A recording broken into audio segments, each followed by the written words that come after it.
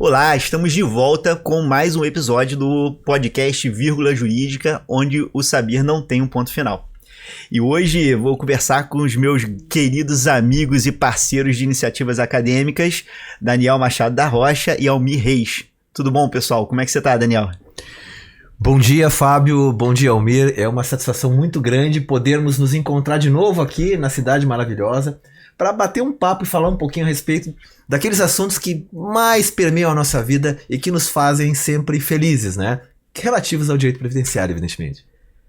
Muito bem, o Daniel, que é juiz federal em Porto Alegre, da turma recursal. Qual é a turma recursal? Da segunda turma recursal. Segunda turma recursal, especializada em previdenciária, turma. Né? Isso. Lá na quarta região, Fábio, muita gente não sabe, nós temos uma especialização que começa desde 96 com as varas previdenciárias e cujos frutos foram impactando no tribunal, depois se espraiaram, né, pelas demais regiões e também acabaram repercutindo na própria estruturação das turmas recursais. Então, das 12 turmas que nós temos na quarta região, proporcionalmente com relação à movimentação processual, então sempre tem a maior parte especializada em previdenciário e assistencial e uma que julga o não previdenciário. Bacana, Daniel. E na mesa nós temos 3 sotaques marcantes aqui. O carioca, o gaúcho e também o pernambucano. Tudo bem, Almir? Bom dia, Fabinho. Bom dia, Dani. É um grande prazer estar aqui fazer esse podcast incrível com vocês e trazendo aí uma temática, um assunto que nos une, que é uma temática apaixonante, que é uma temática que está no nosso dia a dia, que é o direito previdenciário. Então, para mim é um prazer estar de volta ao Rio, a nossa cidade maravilhosa. Eu tenho certeza que vai ser uma hora incrível, que a gente vai bater muito papo aqui, trazer muitos insights, trazer dicas aí para toda a advocacia previdenciária e conversar aí sobre outros assuntos também. É um grande prazer, obrigado pelo convite e tamo junto. Muito bacana.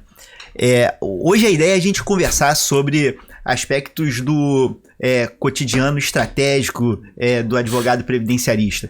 E aí eu queria já começar, Almir, te perguntando, seu escritório é um escritório que está sempre à frente de causas importantes no campo previdenciário, e eu queria saber, entender qual é a demanda maior, o que vocês mais, o que te procuram com mais intensidade lá? Olha, eu vou começar contando um pouquinho da fundação do escritório. A gente começa ali em 2008, completa 15 anos esse ano, e na hora de montar o escritório, a gente tinha uma realidade que é diferente da que a gente tem nos dias atuais.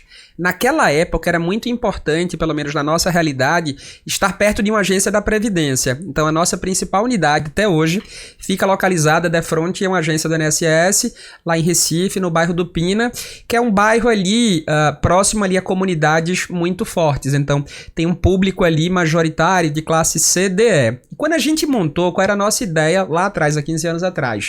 Que as pessoas iam procurar a Previdência, muitas vezes, diferentemente do que acontece hoje, você agendava e o servidor já avaliava no ato o direito ou a ausência de direito a uma prestação previdenciária. Então, sei lá, tô pedindo um auxílio-doença, o antigo auxílio-doença, já saía da perícia médica com o resultado, perdi, ganhei, vou precisar procurar um advogado, vou precisar recorrer. Eu quero uma apostadoria por idade, por tempo de contribuição, especial. Você agendava e, diferentemente hoje da fila virtual, no ato aquele servidor já gastava ali 30, 40, 50 minutos, 1 hora e já avaliava no ato se estava ali presente. Você acha que melhorou ou piorou?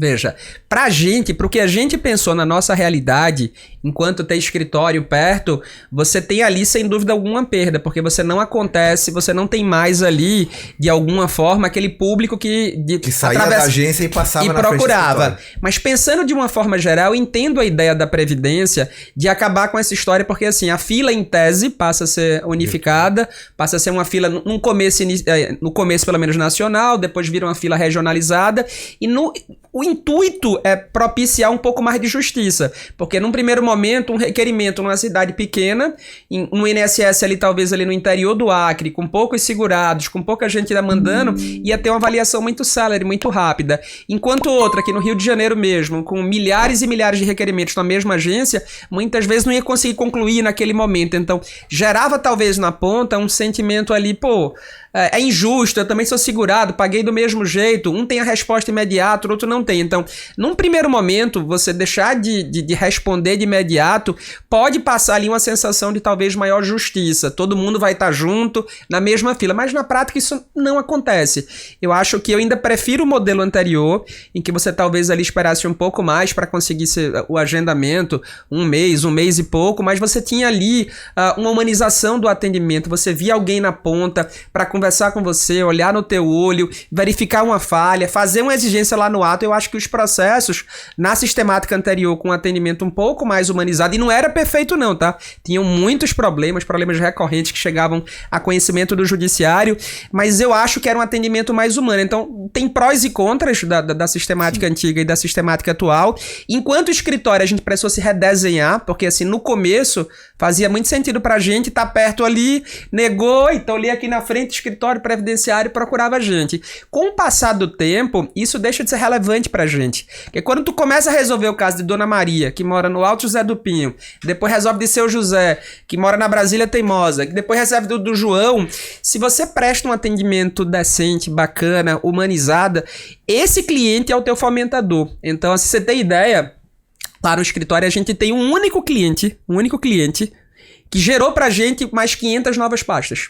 O único cliente que a gente aposentou ele de forma especial, um cliente lá de Goiânia, seu Rogério, e que inclusive a esposa dele, no momento lá da desaposentação que estava no auge, ela foi inclusive alvo de uma matéria, foi lá no escritório pro Jornal Nacional, à época. Então assim, é um cara que eu tenho um carinho gigante por ele, e ele fomentou novos clientes. Mas o porquê? Por que ele gostou tanto? Porque a gente procurou ser diferente, entregar um pouco mais do que um cliente espera. Então assim, eu acho que esse é o grande diferencial. O boca a boca, né? É o famoso boca a boca. O boca a boca, nessa época, eu acho que era tão forte quanto é o digital hoje. Tem um escritório que eu costumo brincar que o concorrente dele é o INSS. Como assim o concorrente dele é o INSS? Mas tem um escritório do interior do Paraná que produz um conteúdo tão bacana que assim ele fica ranqueado no Google ali em condições de igualdade com o INSS. Então eu quero saber sobre pensão por morte, alterações.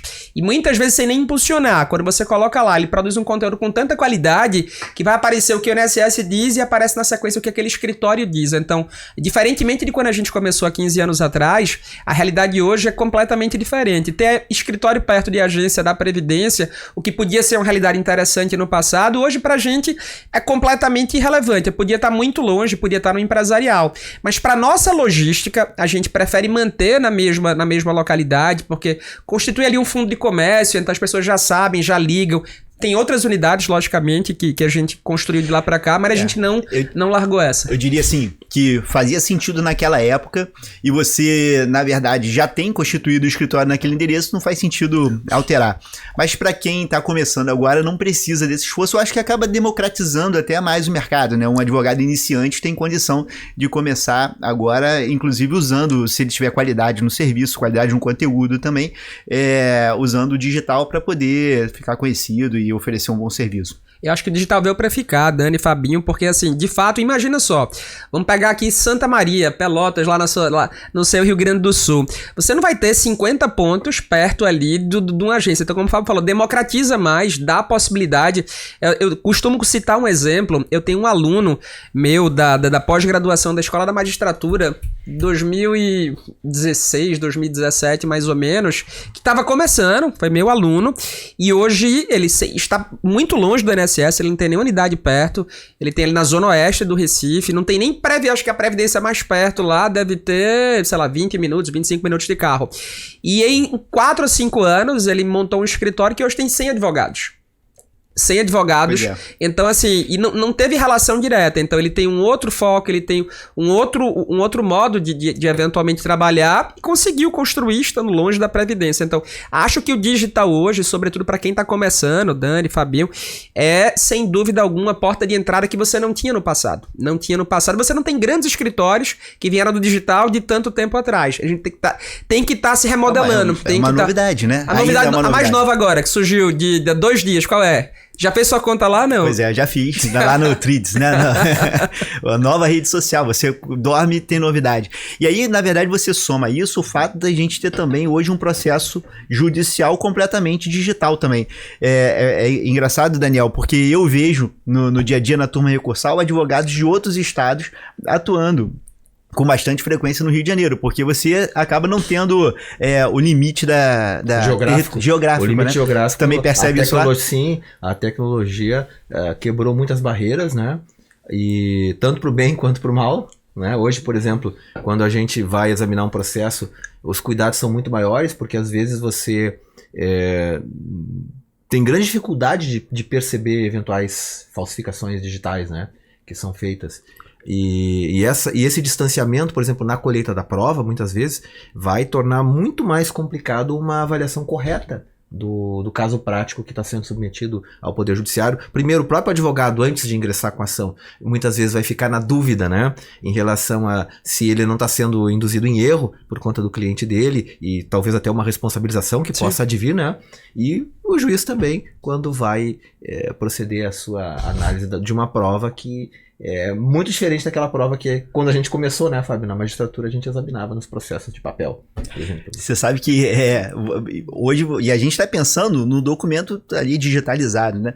Você imagina somar isso agora à inteligência artificial, que é capaz de produzir, às vezes, um depoimento completamente isso, usado, né? Essa é a questão hoje. E aí você vai ter, na verdade, os novos advogados que estão chegando, e mesmo os advogados que já estão no mercado, vão se adaptar a essa nova realidade, ou precisam se adaptar a essa nova realidade. Eu não acho que as medidas de tecnologia, mesmo inteligência artificial, elas vão tirar o mercado de quem souber, na verdade, lidar bem com elas, né? Eu acho que, assim, vai ter gente que, se não se adaptar a esse novo momento, vai acabar saindo, mas é possível se adaptar e, na verdade, fazer com que a produtividade aumente, os escritórios consigam faturar ainda mais, e também nós, no judiciário, precisamos aprender a lidar com isso.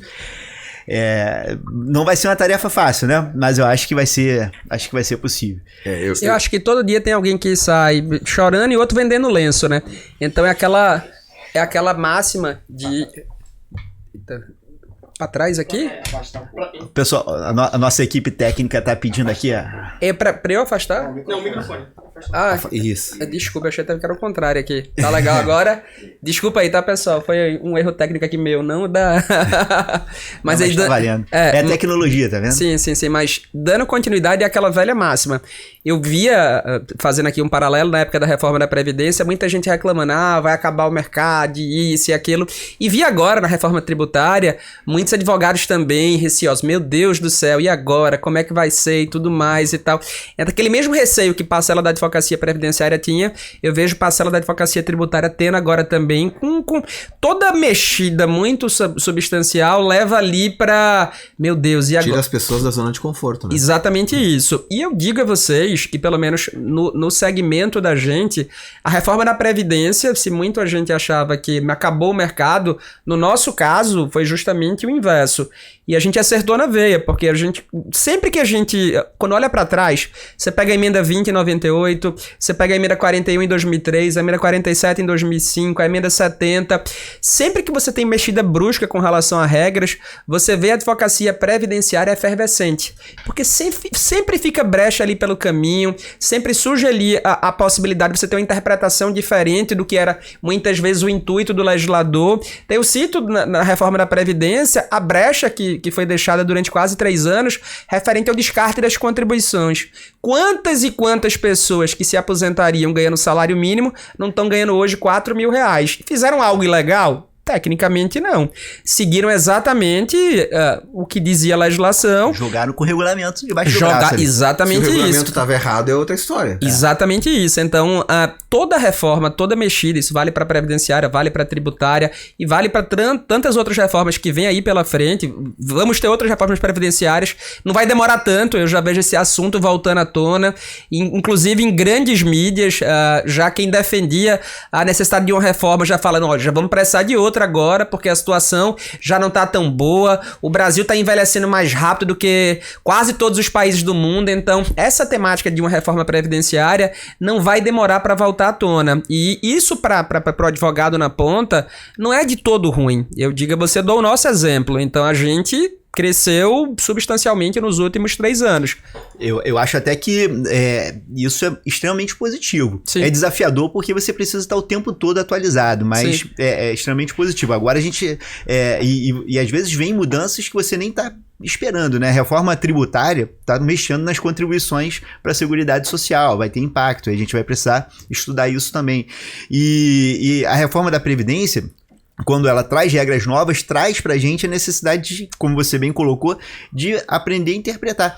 Porque antes você já tá ali, ó, com a jurisprudência consolidada em diversos aspectos, você já tem muita produção doutrinária, jurisprudencial, e os assuntos vão sendo estabilizados. A partir do momento que tem uma reforma, você passa a ter ali a necessidade de começar a debater. É aí que vem a criatividade do bom advogado, trazendo as teses novas e provocando, então, esse debate jurídico, abrindo oportunidade.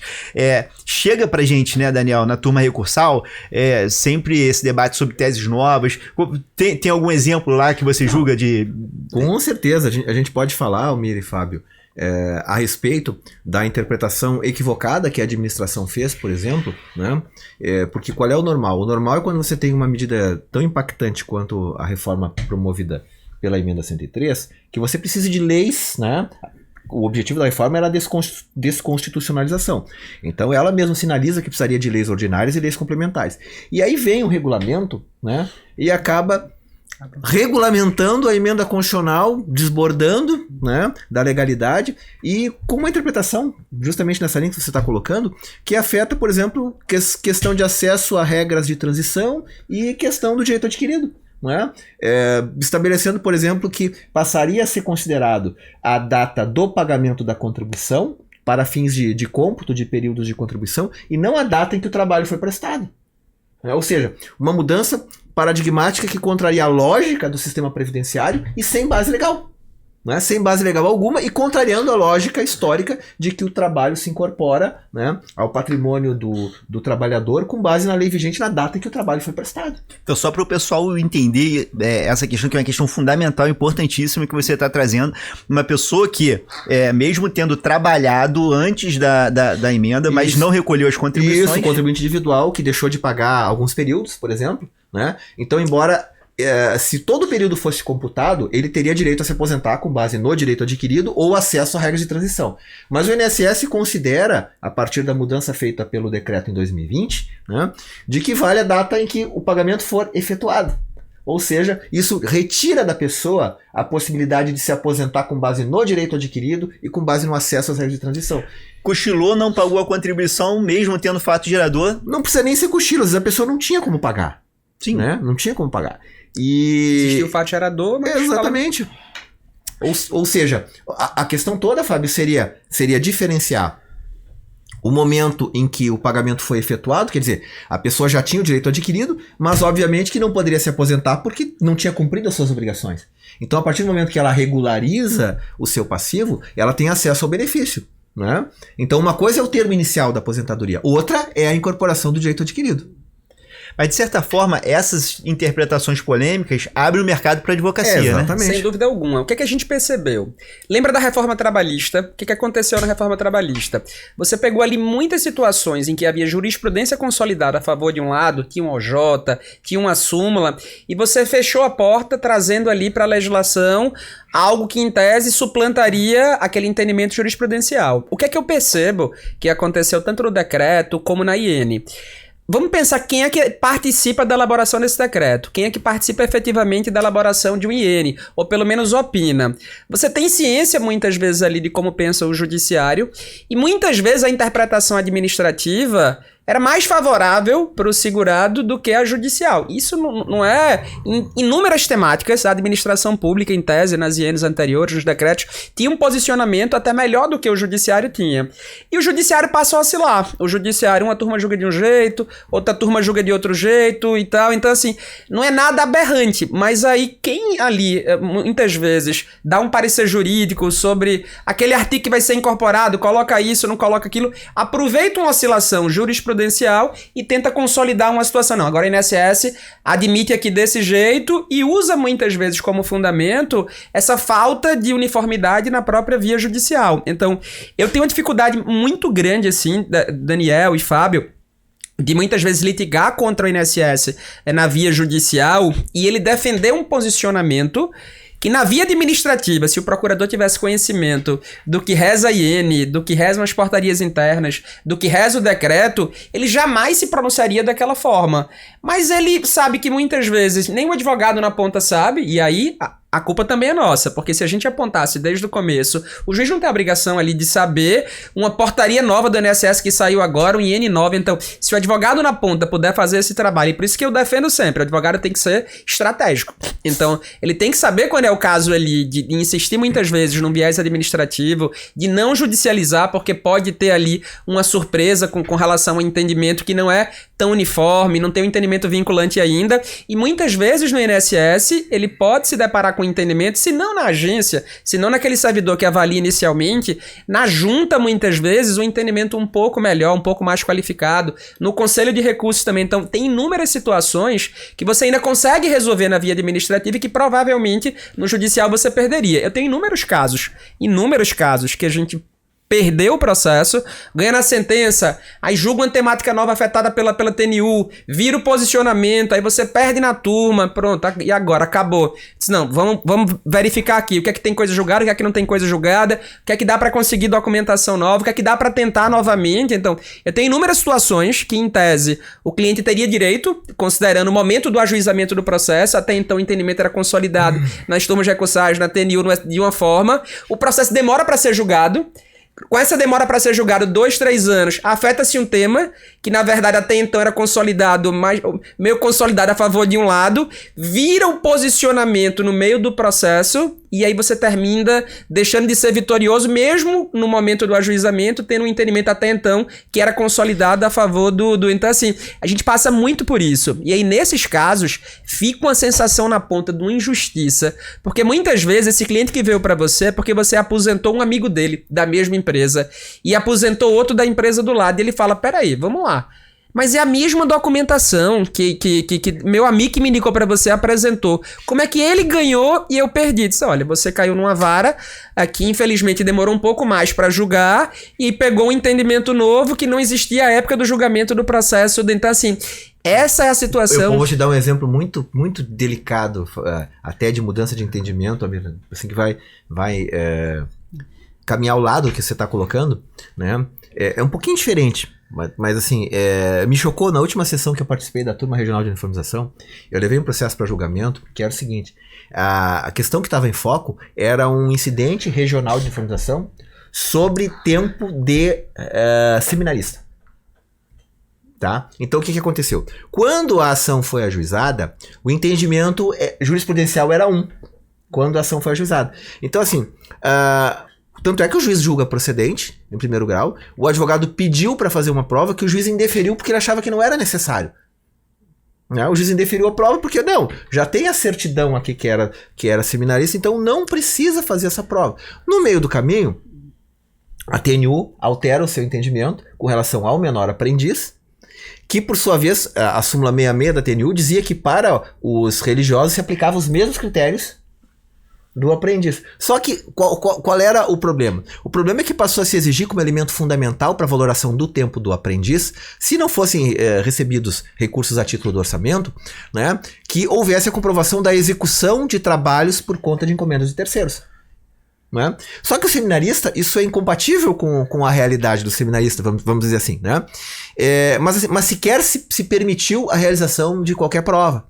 E aí quando chega a turma recursal julga, já com base no novo entendimento da TNU, a turma recursal julga improcedente. Vem o incidente de uniformização, né? E eu entendi o que o advogado colocou, né? Então, assim, o meu voto foi por anular o processo para permitir a realização da prova. Embora, assim, fosse um pouco uma solução que não era uma solução ortodoxa, mas naquele caso me pareceu que, por uma questão de justiça, como houve a mudança do entendimento jurisprudencial e a parte pediu a produção da prova, né, nós não estaríamos fazendo a autêntica justiça naquele caso. Porque não cabe incidente de uniformização em matéria processual, mas naquele caso era uma questão relativa à prova.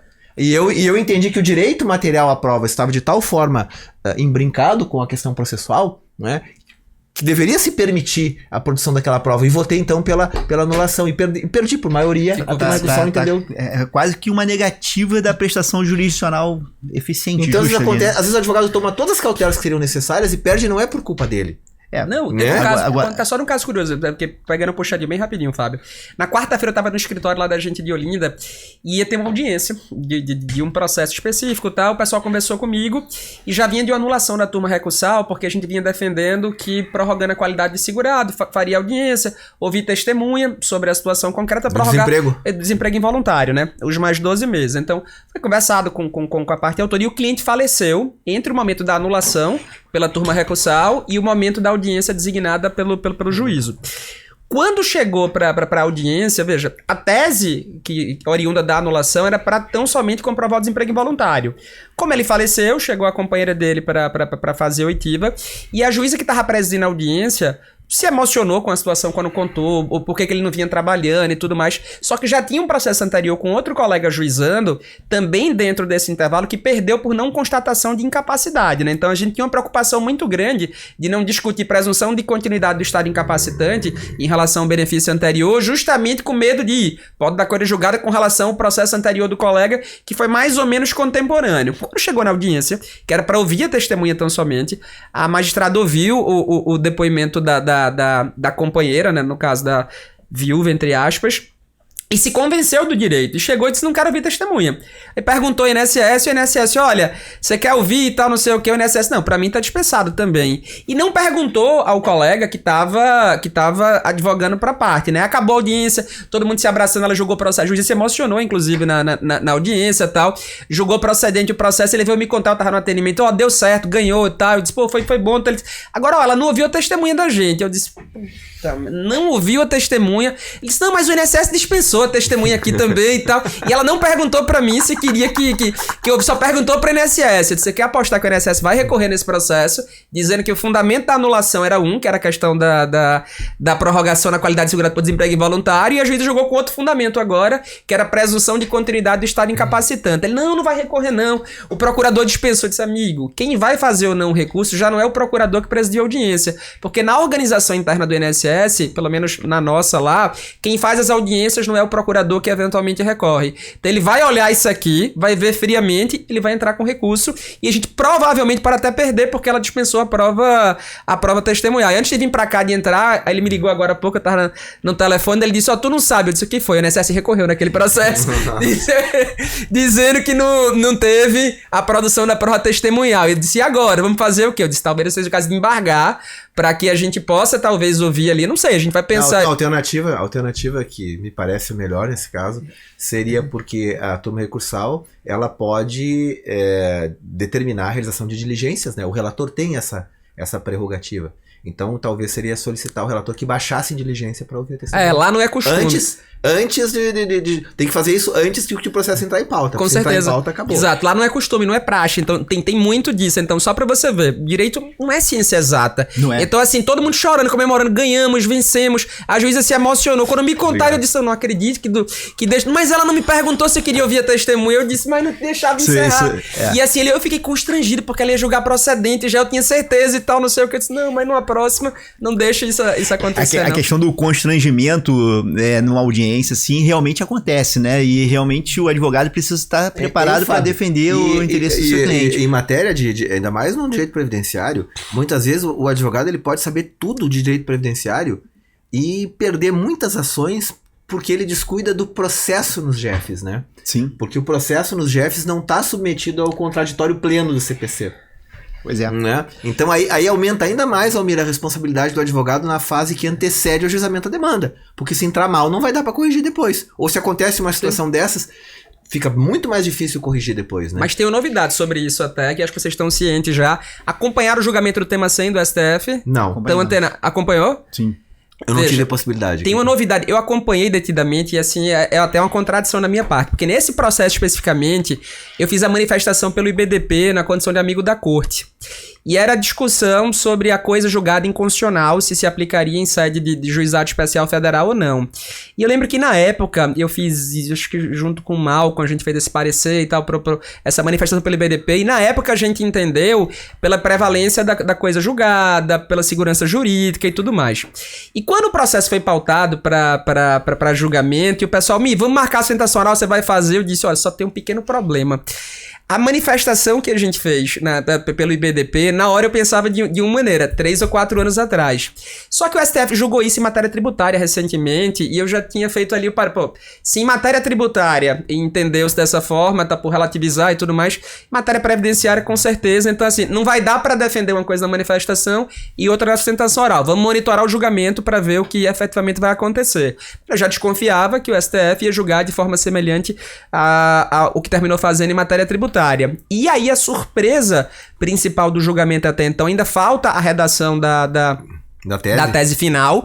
Teve uma proposta de redação de tese, mas ficou suspenso para um outro momento. A proposta de redação? A proposta basicamente é a seguinte, de permitir, inclusive, ação rescisória em sede de juizados especiais federais. Permitir a figura da ação rescisória em sede de juizados especiais federais, entendendo por relativizar o artigo 59 da 9099, que traz uma vedação expressa. Sim. E que era o fundamento utilizado em sede de Jeffs, né? Então...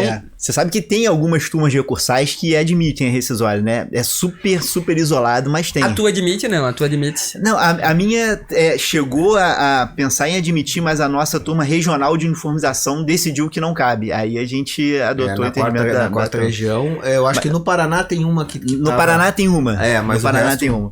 Agora, mas vem essa novidade aí, tá, pessoal? Um insight aqui. Provavelmente ainda falta... Não sei se tu tem alguma opinião sobre isso. Eu tenho. Eu não vejo incompatibilidade da ação rescisória com o juizado. Eu acho que é perfeitamente possível, assim. Aliás, eu não via também, fui convencido do contrário. Assim, a praxe terminou e disse, não dá mesmo, acabou e tal, e você vai se acostumando com você não concorda, né? Mas vai ser uma novidade barulhenta em sede de juizado especial federal. O problema é que o pessoal pensa só de um lado, né? Assim, o segurado poder, mas aí o INSS vai poder também. Esse é o outro lado. Esse é o outro lado, né? Essa é uma questão que vai gerar realmente aí algumas consequências, mas eu vejo o período que fiquei convocado no TRF, muita ação rescisória, né? Então é realmente um instrumento importante. Às vezes deixou uma prova que não conseguiu ser produzida adequadamente ali e realmente faz falta a ação rescisória. Agora, sabe... Eu estava pensando aqui, a questão, voltando um pouquinho atrás, quando vocês estavam falando de comportamento da administração e às vezes o judiciário julga de uma maneira mais severa do que o próprio INSS, eu consigo perceber, e vi isso acontecendo na TNU... Você foi, inclusive, o relator do tema 301 da TNU, né? Fábio? Exatamente, o tema 301 é um exemplo. O que acontece? O tema 301 é o que fala do tempo rural descontínuo. E o que acontece é o seguinte, às vezes o INSS tem um comportamento, o judiciário tem outro, mas a gente tem que lembrar de um detalhe jurídico. Comportamento de administração pública é matéria de fato que tem que ser comprovada. Então, assim, o juiz, ele não precisa saber, porque realmente não é dever dele saber como o INSS faz de um jeito ou de outro. Isso é matéria de prova, ser decidido no processo. Então, o advogado tem que trazer aquilo. Essa é esse é um cuidado que os advogados realmente precisam ter. Se o INSS decide de uma maneira, se comporta de um jeito, tem que alegar e trazer a demonstração, o que é fácil. Mostra a IN, mostra como é que está acontecendo ali e trazer essa demonstração. E aí eu já vi, Almir, esse caso mesmo do 301 foi bem interessante, porque a jurisprudência toda falava assim, olha, se uma pessoa trabalhou no campo um determinado período, aí ficou muito tempo afastado da atividade rural e depois voltou, esse tempo que ficou lá atrás, esse tempo remoto, ele não pode ser somado para fins de aposentadoria rural. Vai usar na híbrida e tal, mas na rural não pode. E quando veio essa questão para julgamento na TNU, a maioria estava caminhando para reafirmar a jurisprudência. Até que foi pedido vista, veio um voto divergente, e aí no meio dessa confusão pedi vista também, e falei, eu queria ouvir, não a Procuradoria, eu queria ouvir o INSS. E aí a Diretoria de Benefícios. A Diretoria de Benefícios. E a Diretoria de Benefícios marcou uma reunião, a gente marcou uma reunião com todos os juízes convidados ali para participar, e falou, não, aqui a gente soma tudo. A gente soma antigo, soma novo, não sei o quê. E até uma juíza no meio da sessão falou, eu não sei então o que a gente está fazendo aqui, por que a Procuradoria deixou o negócio chegar nesse ponto, né? Porque se o INSS diz que está de acordo, por que a Procuradoria ficou assistindo nessa tese? O comportamento contraditório, né? Porque o que acontece? Eu não vou nem falar da questão dos honorários de sucumbência, né? Então, quer dizer, a própria administração, ela não conversava entre ela, né? E às vezes acontecia, infelizmente, de o advogado ele ganhar um ponto na esfera administrativa e pelo fato de ele não saber como fazer o pedido, submeter toda a discussão de novo para o Poder Judiciário, inclusive aquilo que ele já tinha ganho. Né? E aí ele perdia aquilo, ganhava o ponto que ele tinha perdido na esfera administrativa e perdia na judicial. Então, é algo que nós sabemos que é extremamente relevante, o advogado saber quais os pontos controvertidos que devem ser levados para a apreciação do Poder Judiciário e não submeter toda a lide previdenciária. Né? Porque senão acontece isso, ganha num lado, ganha o especial e perde o rural. Aconteceu exatamente um caso desse com a gente, e a gente por hora tá derrotado em caso, tá inclusive na TNU. O pessoal me relembrou, vê que curiosidade. Porque assim, o grande desafio de um escritório quando tem muitas demandas, você manter um nível de qualidade, sem dúvida alguma, é o grande desafio, porque você não consegue ver mais todos os processos. Eu não conheço todos os clientes que eventualmente a gente tem. Muitas vezes eu não redijo petição inicial, manifestação, recurso, vai ter uma equipe que vai fazê-la. Então quando você delega, você não vai conferir por amostragem, não tem como, infelizmente, ver tudo como vocês conseguem fazer, de olhar acórdão por acórdão, minuto por minuto. Não tem. Muita coisa termina ali sendo delegada. E teve um caso recente que foi exatamente o que tu falou aqui, era uma discussão de aposentadoria especial. A gente vence na primeira instância, mas quando foi noticiado na inicial, não se contou que já tinha um período reconhecido na via administrativa. Ou seja, primeiro, uma falha nossa, que deveria ter sido contado. O INSS, quando contesta, ele junta todo o PA e tá lá a informação que ele já reconheceu como especial, tem lá a avaliação, período tal. O juiz, ao invés de, na verdade, já considerar que período tal em controvérsia, ele avalia, tipo, são poucos períodos aqui, eu vou avaliar individualmente. Esse, aquele, e julga procedente o pedido, tutela antecipada, o cliente começa a receber uma aposentadoria especial, seu Samuel, inclusive.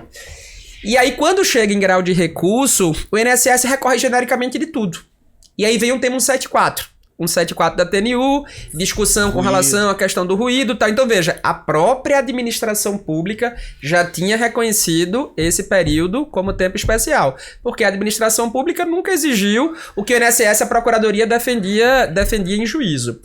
Quando chega em grau de recurso, o que eventualmente tinha sido ganho na esfera administrativa, tinha sido reconhecido, o juiz afasta. E a gente não percebe, enquanto advogado, simplesmente ninguém percebeu essa situação no escritório e o juiz afasta o que tinha sido reconhecido. Faz o incidente para a TNU e ninguém percebe que o período que foi afastado é o que já foi reconhecido pela via administrativa. E aí chegou no final do processo, a TNU julgou, entendendo que era matéria de prova, essa coisa toda que não tinha jeito.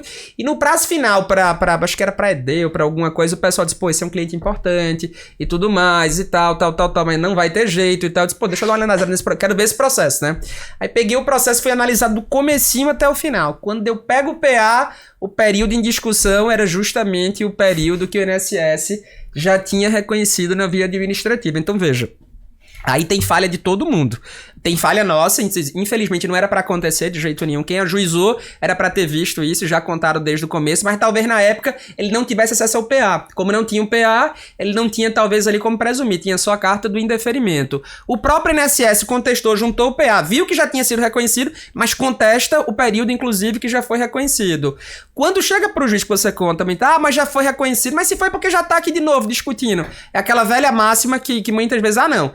Se eventualmente tá aqui, eu vou reapreciar tudo. Tem juiz que entende desse jeito. Mas a TNU, inclusive, tem um tema que ela julgou, que não existe a coisa julgada administrativa para o Poder Judiciário. Então, uma vez que a lide tenha sido proposta, né, de forma ampla, o juiz pode examinar tudo. Sim. Né? Esse é o entendimento que é consolidado hoje no âmbito dos juizados. Então, por isso que é de extraordinária importância não levar isso, porque, obviamente, que a demanda, ela se restringe, né, àquilo que for provocado. Então, se você está pedindo, eu quero só o período de 85, 89, o juiz não pode examinar o resto, porque não tá sendo controvertido. Ele quer o período de 85, 89, que é a concessão da aposentadoria. Agora, se ele pede, eu quero a concessão da aposentadoria e junto o PA, aí o juiz vai examinar tudo. Exato. Então, assim, qual foi a falha da gente nesse caso? Porque, assim, deveria ter sido solicitado cópia do PA, teria conseguido, mas, assim, em tese a matéria era tão batida quando foi ajuizada, acho que 17 ou 18, que, pô, isso aqui passa, faz aí, entendeu? E esse é um erro. E, assim, quem trabalha com volume a gente ganha muito mais do que perde, não tenha dúvida alguma, mas tem algumas derrotas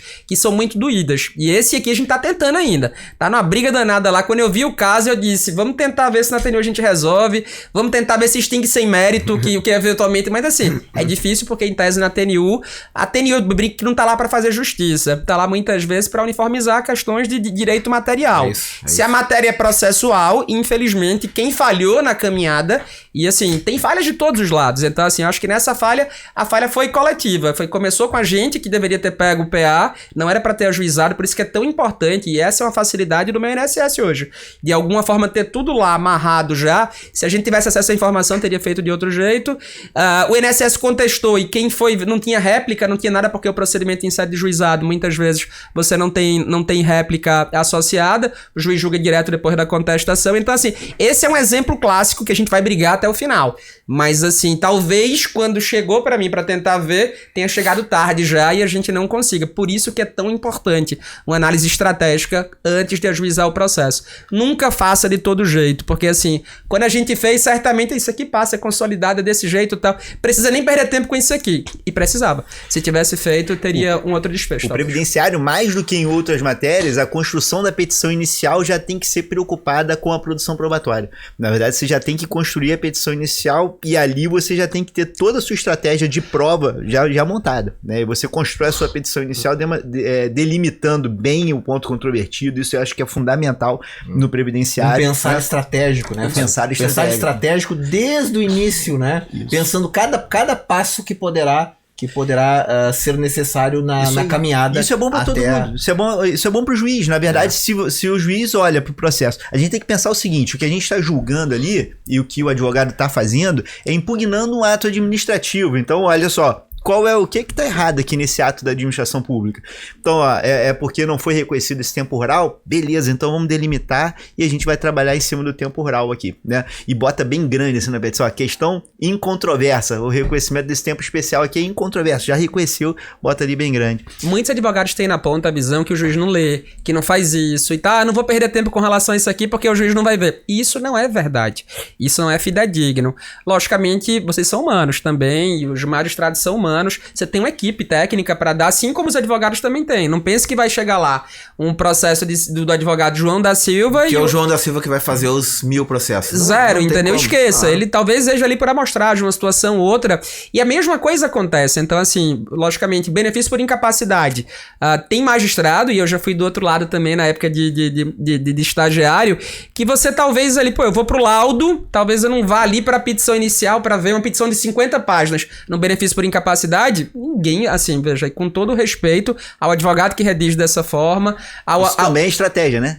Veja, entendeu? Então, assim, você tem que ser cirúrgico, conciso, objetivo. Então, assim, não tem muito o que fazer, mas, assim, via de regra, a realidade é outra. Os magistrados leem com precisão para tentar ali ser o mais justo possível na avaliação do direito. E tem o seguinte, vamos supor que passou um caso, não foi lido corretamente. Mas, de qualquer maneira, se lá amanhã você quiser buscar anular, se você não tiver alegado, fica mais difícil, né? Então, houve uma falha de apreciação, você tem que, na verdade, ter trabalhado aquela questão para conseguir anular. Muito, muito importante, Fábio, você está lembrando pelo seguinte, a TNU recentemente aprovou uma questão de ordem com essas questões de negativa de prestação jurisdicional. Né? O que acontece? Às vezes, lá, o advogado faz todo o trabalho de forma correta, né? fez todo o trabalho de forma correta. Aí o juiz não viu que tinha o documento, ele julga improcedente, por isso que não foi juntado o PPP, por exemplo. Mas o PPP foi juntado. Aí o advogado recorre. Aí a turma recursal confirma pelos próprios fundamentos. Faz o CPFzão, né? CPFzão. Aí o advogado, meu Deus do céu, ele vai lá e embarga de declaração. A turma diz que não tem nada a dizer, porque o que ela tinha que dizer já foi dito. E aí então vem o incidente de uniformização como última tentativa. Matéria processual. Então, é matéria processual. Teoricamente, a TNU não examinaria dizendo exatamente isso, que é matéria processual. Entretanto, né, como isso realmente uma situação que coloca a imagem da justiça de forma tão negativa, né, que na Turma Nacional de Uniformização se entende que nesses casos de negativa de prestação jurisdicional é possível, né, realmente a turma conhecer e anular o processo. Mas é imprescindível, por conta dos requisitos necessários aos recursos dirigidos às instâncias extraordinárias, que tenha havido um pré-questionamento. E esse pré-questionamento, então, tem que ser veiculado nos embargos de declaração. Perfeito. A gente usou durante muito tempo um precedente que acho que era do Lázaro, quando ele estava na TNU, que ele falava de erro evidente. Eu não sei se tu lembra. Eu acho que é do Savares. É do Savares, pronto. É o Savares e a Jaqueline que tinham esse Exatamente, do erro evidente. Né? Então, durante muito tempo, a TNU permitia, mas assim, de um tempo fechou as portas, não, matéria processual. É até um bastidor importante da TNU, né? Você tá lá agora. O advogado que quer destacar, por exemplo, faz o incidente, entende que é o caso, às vezes cai ali num filtro que vai junto com os outros, o advogado ele consegue despachar um processo que está ali submetido à presidência da TNU para admissibilidade inicial. Como é que o advogado faz na ponta para conseguir? É possível, é viável, não é? Mande e-mail, como é que funciona isso na prática? Até um detalhe importante que pode ajudar muita gente aí do outro lado. Veja bem, é possível sim você despachar com o ministro, né? Mas aí tem que entrar em contato com a secretaria da TNU para fazer esse agendamento. Muitas vezes é essencial, realmente, né? Agora, o que às vezes acontece, Almir, e aí até porque assim, também é importante que o advogado saiba as causas que ele deve despachar e as que ele não deve. Então, com muita frequência acontece porque assim, muitas vezes o ministro delega, né, pelas atribuições que ele tem, ele delega para os juízes auxiliares fazer esse atendimento dos advogados, né? Então, a gente vê às vezes que é uma questão de fato que está sendo controvertida. Então, quando é uma questão de fato, como não cabe incidente de uniformização, esse despacho, o advogado tem todo o direito de pedir, de fazer, mas ele não vai ser... Não vai acabar não sendo frutífero. Agora, às vezes não, às vezes realmente é uma questão de direito que não foi bem compreendida, está sendo aplicado, por exemplo, um tema representativo da TNU, tá? Mas o processo tem uma questão jurídica que apresenta particularidades, ou seja, tem uma distinção que mereceria a atenção da TNU. Aí é fundamental o despacho. Não adianta chegar lá, né, Daniel, falar assim, tô vindo aqui porque a parte está passando por muita dificuldade.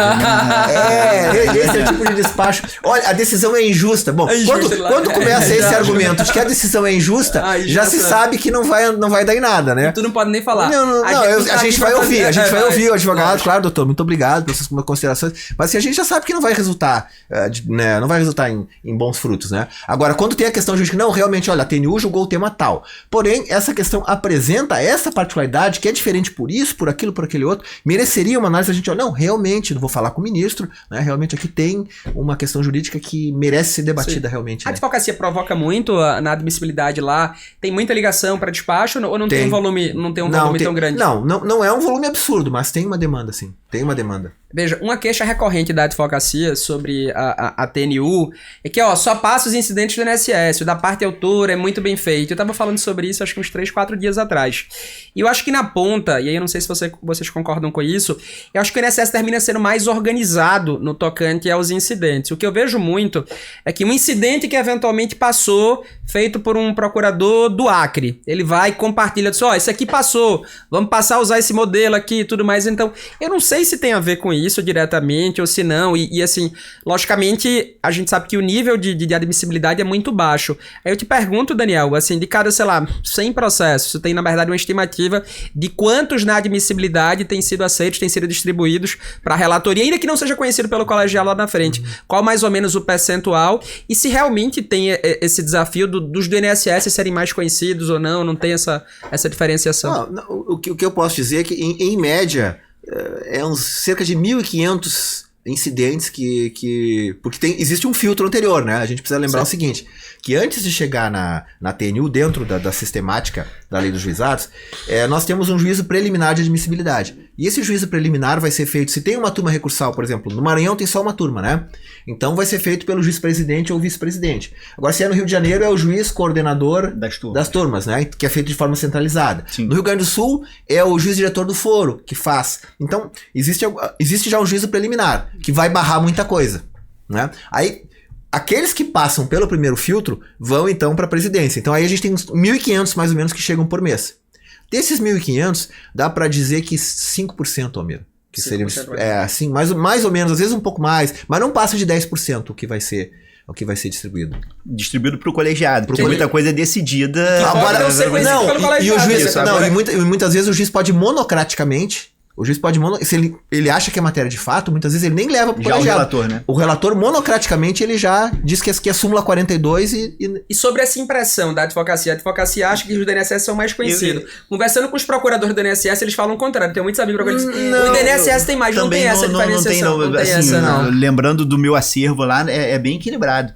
Na verdade, eu diria até que tinha mais recurso dos segurados do que do INSS. É que o INSS atua de forma assim mais... Ele se preocupa mais hoje com os representativos, com aquilo que vai dar grande repercussão econômica. O processo que vai ter resultado só para uma parte, geralmente o INSS não está tão preocupado. Então, assim, eu acho que você tem razão em uma coisa. Eu acho que, de repente, o INSS é bem organizado para isso. Porque você tem que imaginar que a Procuradoria, na verdade, é um grande escritório de advocacia. Sim. E imagina um escritório que vai aprendendo, né, com toda a experiência acumulada ao longo dos anos.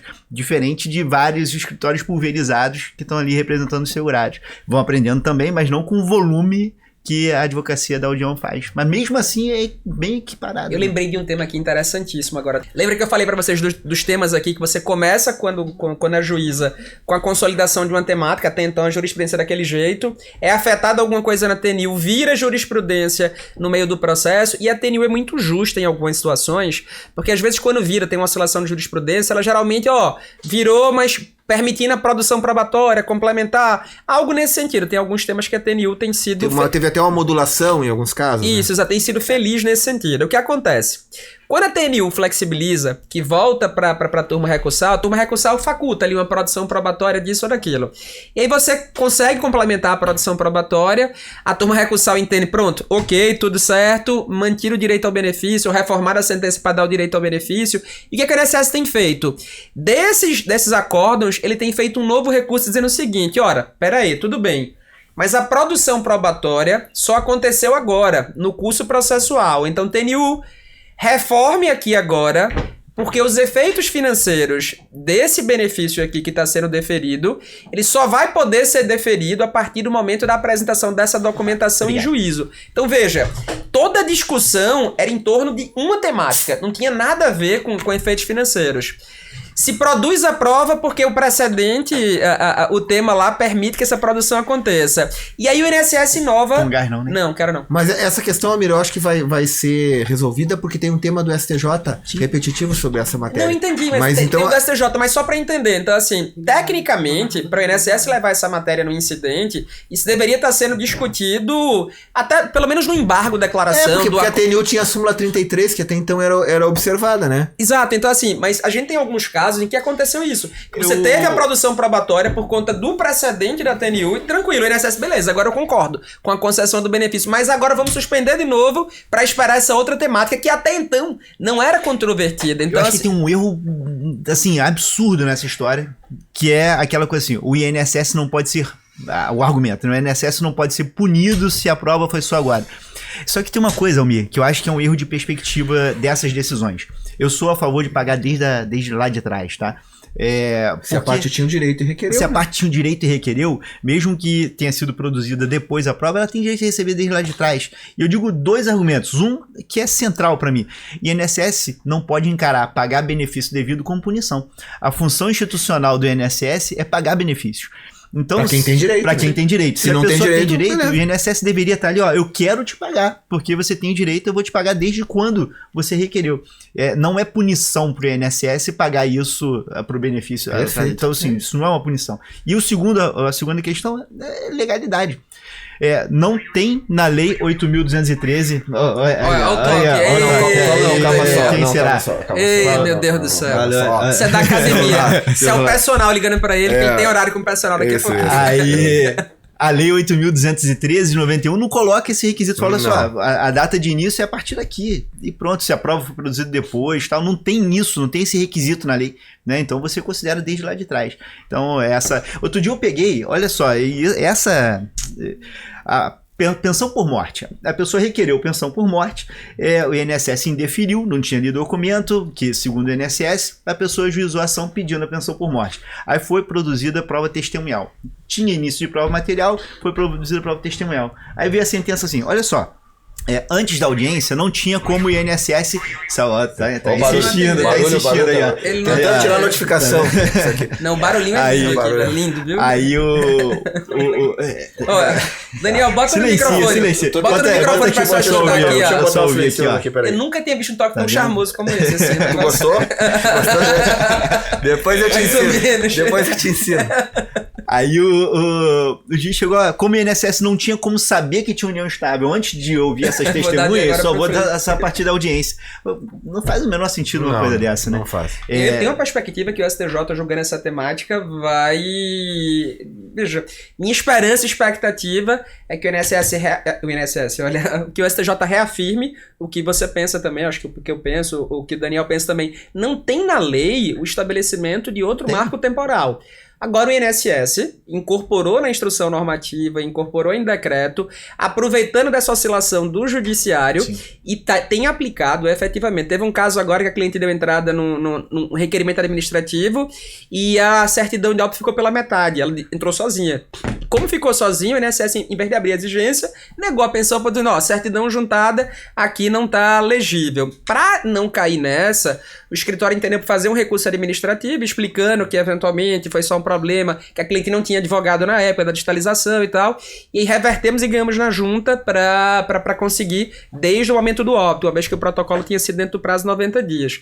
Dessa decisão, o INSS levou a matéria para o conselho, e uma CAGE... Isso para mim é um absurdo. Veja, assim. E a CAGE deu provimento ao recurso do INSS, entendendo que, olha, como a certidão juntada estava ilegível e só foi juntada a certidão correta em grau de recurso, feito agora nesse pelo advogado, volte a entender o momento dos efeitos financeiros para a data da apresentação da certidão de óbito 100% legível. De óbito, né? Assim, não tem como ser diferente. Assim, não tem como ser diferente. Então, assim, veja, são algumas situações aí que a gente julga como aberrantes e aí vai ter que bater na porta do judiciário para verificar um negócio que... Acho até que você pode ponderar, assim, se a pessoa tiver que realizar alguma ação, tiver que produzir um elemento novo, complementar contribuições, você pode até imaginar, eu sou a favor de considerar desde lá de trás, mesmo quando tem que complementar. Mas eu acho que você ainda teria um argumento a mais. Sim. Agora, quando você simplesmente para juntar um documento que já existe, ou um caso como esse, ela juntou o documento, só que saiu pela metade na hora de digitalizar. Não tinha advogado ainda, tem esse detalhe adicional. Que geralmente tem um cuidado adicional. Quando é a termação, acho que não sei se você termina sendo um pouco mais... Quer ser mais cruel? A pessoa deu entrada, o INSS demorou 6 meses para analisar isso, aí depois negou, aí que a pessoa juntou, porque o INSS negou, mas teve uma demora absurda do INSS, e aí você vai punir o segurado até uma punição maior por conta dessa demora. Acho que realmente não faz nenhum sentido quando você pensa na finalidade para a qual existe a instituição previdenciária, né? Mas assim, eu só tenho uma pequena divergência com relação ao Fábio por conta eu acho que se a parte não cumpriu as obrigações dela, né? Então ela não pode exigir que o INSS cumpra as dele também, né? Então assim, o direito já existe, né? Agora, existia uma condição, né? Uma condição suspensiva, na minha opinião, né? Do acesso à prestação previdenciária, que era a regularização das contribuições. Se for esse o caso, né? Agora, quando nós estamos falando, não, é uma questão de prova, apenas uma questão de prova, né? Porque não era da responsabilidade da parte recolher as contribuições. Então, ela fez o seu requerimento e não teve orientação adequada por parte da administração. Então, nesse caso, ela não pode ser punida porque a administração pecou, né? Você viu, amigo? Depois o pessoal diz que a quarta região que é boazinha. Não, é difícil ver aquele negócio tá. O problema é que eu acho que o INSS, e aí fazendo a reflexão como o Fábio fez, termina tratando o segurado como um adversário. É isso. Então, assim, o segurado termina ali na ponta, tá, vou ter que brigar contigo e tal. E não era pra ser assim, ao menos na essência. Tem um filme muito bacana eu esqueci agora, me fugiu o nome. Aquele filme que trata da previdência da Inglaterra. Da Inglaterra. Como é o nome daquele filme? Hugo Black. Cara, exatamente, eu super recomendo, eu assisti por tua recomendação, e eu acho que talvez tem que mudar um pouco, talvez esse valor que o servidor na ponta leva, e que muitas vezes isso termina respingando no próprio poder judiciário. Então, assim, é muita coisa. O que eu vejo, assim, aparece uma tese que pode ter uma grande magnitude. Eu vejo, logicamente, ali, pelo menos no primeiro grau, a tentativa de criar uma jurisprudência defensiva. Eita, meu Deus do céu, isso aqui vai abarrotar o poder judiciário, isso aqui aquilo e tal. E eu não sei se isso realmente tá presente, tomara que não, mas assim, fica uma impressão pra gente na ponta, é um reclame muito grande da advocacia, que sempre que aparece alguma coisa com muita repercussão, você tem filtros ali adicionais que são criados para evitar a multiplicidade de demandas, né? Não, eu acho que tem um cuidado para evitar abusos, porque também tem abuso às vezes, também né? tem, Então você tem que... existe advocacia predatória, né? Muito. Você sabe que é verdade, existe isso aí, é verdade. Então você tem que tomar esse cuidado. Agora, eu acho que na verdade a gente precisa colocar as coisas na perspectiva correta. Eu acho que quando você tem uma demanda de massa e aquilo vai sempre indo no mesmo sentido, as coisas vão perdendo a perspectiva. Daí tem que ter uma solução institucional para tratar de tudo. Agora, não no caso em concreto, né? Essa é a grande função da advocacia, auxiliar o cidadão que tem dificuldades, às vezes, quase intransponíveis para ter acesso àquilo que deveria ser concedido pela administração, né? Então, aí é essencial. Agora, claro, tem algumas questões que não tem como, né? Quando você tem uma revisão da vida toda, algo que vai impactar em bilhões de reais. Então, vai ter que ser feita uma solução institucional. A gente tem que criar estratégias, né? Senão você vai inviabilizar aqueles que ingressaram primeiro e que tiveram a visão, esses vão conseguir receber primeiro, mas a partir do momento que se detecta por parte da administração pública que aquela é uma questão de massa que vai impactar em bilhões, aí vai ter uma solução institucional. Eu vou ser muito franco e sincero com vocês dois, assim, talvez receba críticas por isso, mas eu vou confidenciar que, assim, a advocacia majoritariamente hoje não gosta dos jefes. Eu sei. Não Tô gosta. chocado, amigo. Não, mas assim, não gosta. Não gosta dos jefes, porque assim, muita gente tem os jefes como um triturador de direitos. Então, como a produção probatória muitas vezes é abreviada por conta do próprio rito, um rito especial, muita gente acha que eventualmente do outro lado suas petições não são lidas, que eventualmente é julgado de todo jeito. E isso não é generalizado. Pelo menos assim, vou dar um exemplo aqui de Pernambuco, do meu estado, onde estão concentradas aí 90% das demandas. Revisão da vida toda, aquela efervescência, isso e aquilo e tudo mais tal. Você protocola uma ação de revisão da vida toda no procedimento comum, o processo passa com uma planilha simples, uma planilha de qualquer sistema desse que você encontra pela internet, o processo passa tranquilamente, você tem uma sentença de mérito aí rápida, porque cabe tutela de evidência, você protocola o mesmo processo no GF, a mesma coisa, só que por conta do valor da causa você não consegue ir para o procedimento comum. E aí se cria uma burocracia que a planilha não pode ser aquela de um sistema que você tem acesso pela internet, que é uma planilha individualizada, onde você coloca cada saláriozinho no Excel e tudo mais, como se aquilo ali fosse tão importante no começo do processo. Provavelmente vai passar pela contadoria em algum momento. Então, você cria uma dificuldade para a ação sequer, só para tramitar, para uma inicial ser recebida, muitas vezes que não existe sequer no procedimento comum, que em tese envolveria uma maior complexidade. Então, todo advogado hoje, ou todo não, mas majoritariamente, tem um sonho de fugir do GF. E há uma briga, inclusive, legislativa de você talvez ali ter o conhecimento das ações semelhante ao que há na justiça estadual, em que independentemente... Seria facultativo. Exatamente, seria facultativo. Eu sei disso, mas eu vou te falar uma coisa. Você tenta fugir do Jeff, mas hoje o Jeff acaba respondendo por quanto do seu... Em geral, assim, não do seu especificamente. Já respondeu lá no Story por 90% das demandas. E aí hoje responde, a gente fez um caminho de correr do Jeff e tal, hoje responde por 65% das demandas. A gente conseguiu dar uma equilibrada. Mas aí, assim, 65%, você faz muito benefício por incapacidade? Faço muito benefício por incapacidade. Esse não tem como fugir. Aí acaba ficando ali no E Jeff. no procedimento comum é pior. Aí é um detalhe. Benefício por incapacidade no rito comum, como tem toda a complexa produção probatória, perícia, não tá naquele funilzinho que o juizado já tá acostumado a fazer. Benefício por incapacidade não roda bem no procedimento comum. O que eu ia dizer é o seguinte, hoje você tem, não tem comparação quando você fala de previdenciário com o volume de juizado e o volume que não vai pro juizado. O volume de juizado é imensamente maior. Muito maior. E eu vou te dizer uma coisa. Se acabasse o juizado hoje e você botasse tudo como procedimento comum, vamos lá, deteste o juizado, né? Você ia pegar os mesmos problemas e ia reproduzir, porque o problema não está no juizado, o problema não está na vara. A gente pode falar, o juizado tem menos recursos, tem menos a fase processual, mas não é esse o problema. O problema é você lidar com volume. Se você pegasse o mesmo volume, porque a gente não viveu a experiência desse volume tão grande de processos previdenciários que aconteceu depois do juizado. Se você pegar esse mesmo volume e colocar para a vara federal comum, você vai começar a reproduzir os mesmos problemas que hoje tem no juizado. Mesmo tendo CPC aplicado, não tenha 10.259, você vai reproduzir, porque a grande questão é lidar com esse volume gigantesco, você acaba tendo que criar essas estratégias para lidar com o acervo de administração do acervo. Mas entendeu? É impressionante a diferença de posicionamentos. A gente usa muito jurimetria no escritório, todas as ferramentas, o que tiver à disposição, a gente procura empregar. E a gente trata com os números também. Então, assim, de alguma forma, quando a gente está tratando de apostadoria especial, nosso índice de procedência, quando está no procedimento comum, está quase 97%, é 96% e alguma coisa, porque a gente faz um filtro muito grande na hora de ajuizar. As mesmas demandas, quando vão para o juizado, o índice de procedência hoje baixou de 70%, acho que é 68%. Então, assim, muito diferente, porque em tese é a mesma petição inicial, o endereçamento diferente, o mesmo escritório, às vezes a mesma documentação, a mesma empresa que emitiu, e você tem ali posicionamentos. O que eu vejo muito, e aí por não ter várias especializadas em matéria previdenciária, pelo menos em Pernambuco, então assim, é como se o previdenciário no procedimento fosse o primo pobre, o coitadinho aqui, aquela coisa toda. Então, no comum, tá? Na jurisdição especializada, no juiz já...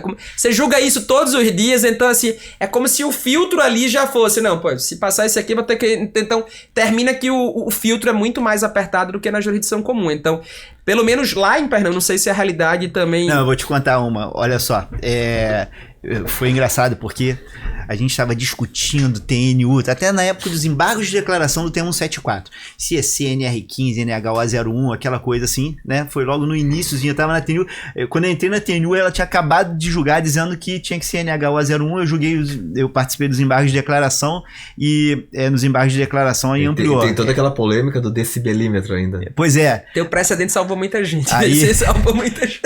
Aí o que acontece é o seguinte, aí olhando aquele detalhe, né?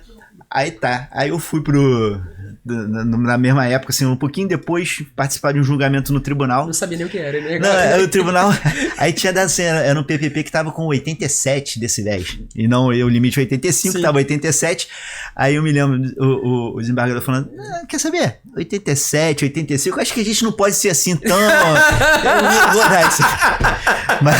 Mas o que aconteceu? Na mesma sessão eu tinha julgado um monte de casos de penal, um monte de casos de propriedade industrial, e acho que acontece isso. Se você está julgando só uma coisa, você vai prestar mais atenção nos detalhes. Né? Não é que seja mal ou seja bom, porque você está prestando mais atenção nos detalhes. Quando você entra na clínica geral, os detalhes passam despercebidos. Sim, fica mais rigoroso, né? Exatamente, por isso que a gente até prefere que não tenha turmas especializadas. Lá não tem. Lá a gente tá com 7 ou 8 turmas agora que aumentou a composição e passa desse jeito. Então, assim, é gritante assim, a diferença quando a gente vai analisar números do nível de procedência. Então, cada vez mais, e assim, muitas vezes um tema da TNU, o TRF não quer nem saber. Tema da TNU... Mas hoje mudou um pouco. Por exemplo, eu vejo o TRF da terceira região, o da quarta região, citando muitas decisões e os entendimentos da TNU. Não tem, mas né? assim, sobretudo os magistrados, os mais antigos, o pessoal que tá entrando agora no TRF, às vezes foi juiz de juizado e tudo mais, então entra e olha. Mas você pega a composição mais antiga, muitas vezes, TNU não tá nem você fazer a leitura certa do que tá... Exatamente, não tá nem... Eu vou olhar... Eu não tenho tempo nem de olhar STJ até porque hoje a TNU talvez, né, eu gostaria de dizer, Fábio, que é do ponto de vista do direito previdenciário, é o órgão em que as discussões são mais qualificadas em termos de aprofundamento dos grandes temas. Sim. Que eu tenho, né?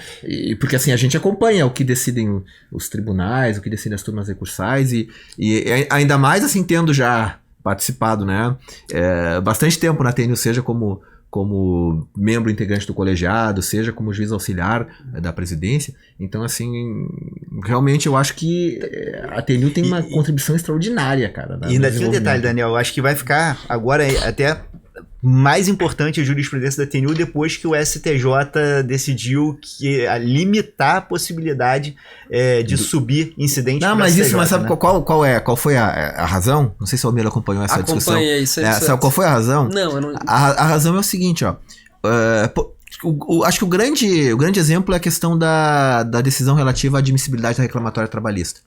Porque o STJ julga recursos, né, decorrentes dos julgamentos da TNU através do PUIL, né, o incidente dirigido ao STJ.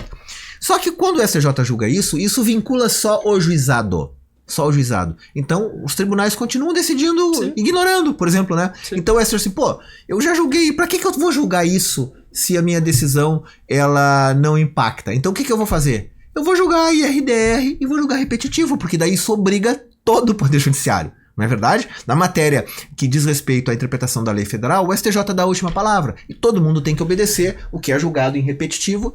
Então, para não julgar duas vezes a mesma coisa, o STJ disse, não, só cabe PUIL quando contrariar a jurisprudência dominante. E para nós, a jurisprudência dominante é os precedentes do artigo 927, inciso 3º, e os embargos de divergência e as nossas decisões em PUIL. Ou seja... Entendi. Não vai fazendo só um puxadinho aqui agora. Tem uma temática interessante. Tu fala agora de IRDR. E tinha aquele repetitivo, sabe, que era o 1083, que era fruto de um IRDR da 4ª região. Aquele do ruído que terminou não sendo conhecido pelo... Sim. Que não foi conhecido pelo STJ. E muita o DPI, né? É, o DPI. E sim, muita gente agora tá se perguntando, peraí, vamos ter uma legislação agora que vale pro TRF4 e outra que vale pro 1, 2, 3, 5 e 6. Porque em tese, como não foi conhecido, muita gente tá interpretando que vai fazer coisa julgada, o que foi decidido 1083, única e exclusivamente para a 4ª região, que assim as outras regiões não teriam. Como é que vocês enxergam essa matéria? Porque assim, se isso se consolidar, você vai ter uma interpretação vigente para um TRF e para os outros 5 um pouco... Eu acho que esse problema faz parte do sistema. Se você tem o IRDR, ele está vinculado para aquela região. Agora, para esse tema específico, você tem uma solução, porque a decisão da TNU, que até eu fui relator, que você acaba tendo uma solução muito parecida com aquela do TRF4. Então, pelo menos no âmbito dos juizados, você consegue resolver, porque aquela... acho que transitou aquela, né? Na 4ª região nós temos um problema lá, porque teve um RDR de matéria probatória que vale só pra 4ª região. Então, mas é isso que eu tô dizendo. Isso vai determinar o quê? É extremamente contraditório isso, né? Seria matéria não para um podcast inteiro, para falar da diferença do IRDR, se usa o modelo do modelo alemão, se é o modelo, né, do caso piloto, ou etc, né? Ou não. Mas o fato é o quê? Que isso gera problema sim, porque deixa de ter uma uniformidade em todas as regiões. Então, deveria haver aí, nesse caso, um repetitivo, né? Já que não é novidade. Do STJ, de não conhecer ali, o próprio INSS, eu conversando com o procurador que estava atuando, ele falou, pra gente foi ótimo não conhecer, porque é o seguinte, ali vinha uma bomba pra gente, então a gente, na verdade, quando não conheceu, até achou melhor, porque eles visualizaram que por conta daquele outro julgamento do pico do ruído, que assim, até hoje, e aí conversando com o procurador que atuou, ele disse, até hoje a gente não sabe como, então assim, há uma dúvida fundada sobre... Eu acho que foi a questão processual. Foi realmente processual e não foi ele pensando em como vai resolver a questão previdenciária. Eu acho que foi o STJ pensando em como vai resolver a questão processual. Então, isso aqui a gente não pode conhecer por conta, já pensando nos reflexos dos outros IRDRs, das outras questões. O INSS assustou com aquele do pico do ruído. O INSS, rapaz, o STJ julgou isso aqui, eu vou pegar, vai ser outra bomba. Então, eles silenciaram porque optaram por perder, talvez, ali num TRF, mas assim, fica uma situação processual complicada. Porque vamos ter ali um parâmetro para um TRF e para os outros 5 TRFs um parâmetro não obrigatório. Que isso não chega a ser uma novidade, Almir. Teve uma ação civil pública, né, que transitou para reconhecer como carência e como tempo de contribuição o período intercalado por benefício por incapacidade. Esse acórdão foi teve um que tu julgou aqui no TRF2 também. Teve, mas há muitos anos atrás transitou e os efeitos foram só para a 4ª região. Acho que era da Marina Vasquez, esse pessoal, eu não sei se era da Marina, lá da 4ª região. E aí você tem na IN, olha só, para a 4ª região vale isso aqui, ó. Sim. Tem isso na IN. E aí, para as outras, realmente a gente julgou inclusive dando efeito pós-emenda, né? E tem o ato do INSS, não foi incorporado na IN, mas tem o ato do INSS. Tem o ato do INSS dizendo que tem que valer como carência e como tempo de contribuição. Falta o INSS dar publicidade muitas vezes ao teor de decisões aí de ACPs. Tem muita coisa que a gente poderia estar aproveitando que não está incorporada em canto nenhum e o INSS, beleza, cumpri, foi gerada aqui uma portaria tal reconhecendo, mas isso tá onde? Então tem muita coisa fruto de ACP, tem muitas e muitas ACPs que poderiam ser mais utilizadas pela advocacia que deixam de acontecer por falta realmente de disseminação das informações. É verdade. Meus amigos, é muito assunto, né? Muito assunto. E é um assunto bom, a gente vai batendo. Acho que a gente tem que fazer isso mais vezes. A gente está aqui reunidos. E, bom, a gente vai ter uma oportunidade fantástica de discutir muito direito previdenciário no final de agosto no nosso congresso do ICDS. Aliás, fica o convite, né, para a gente vai estar lá coordenando, nós 3 coordenando o Congresso Brasileiro de Direito Previdenciário do ICDS, dias 24 e 25 de agosto. Eu sempre me confundo se é 24, 25, 26, 24, 26, é quinta e sexta. Isso. 24 e 25 de agosto na Barra da Tijuca. Vai ser fantástico, Almir, Daniel. Acho que vai ser uma oportunidade incrível pra gente ali. Eu só tô com pena, Fábio, do pessoal que não se mexeu antes, porque as vagas, pelo que eu sei, acho que tem só umas 30 vagas, me parece, algo assim. Se é que já não acabou.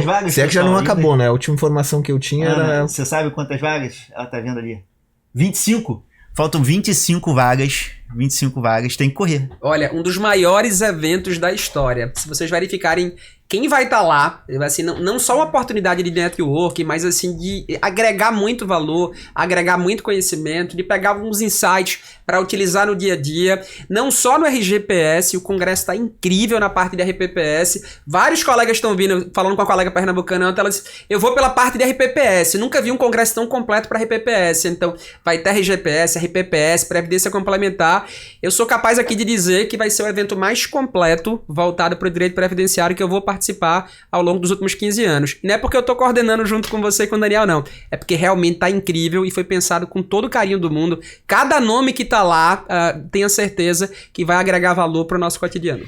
Muito bacana. Você sabe, só uma, já que é uma vírgula, a gente nunca para, né? Só fazer uma vírgula aqui e dizer o seguinte, e aí um convite especial para os nossos colegas que assistem bastante aqui o nosso podcast, que são procuradores e advogados de RPPS, porque junto com o Congresso está acontecendo o Simpósio Nacional de Procuradores e Advogados de RPPS. Então, realmente é uma programação muito completa voltada para o regime próprio de previdência social.